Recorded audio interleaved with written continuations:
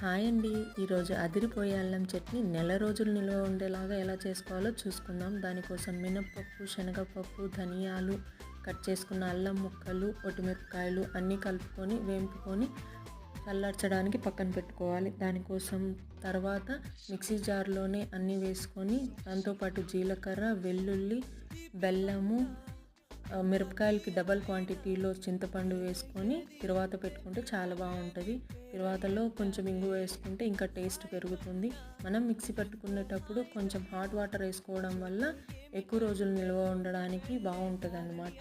చెడిపోకుండా టేస్ట్ మారకుండా ఉంటుంది.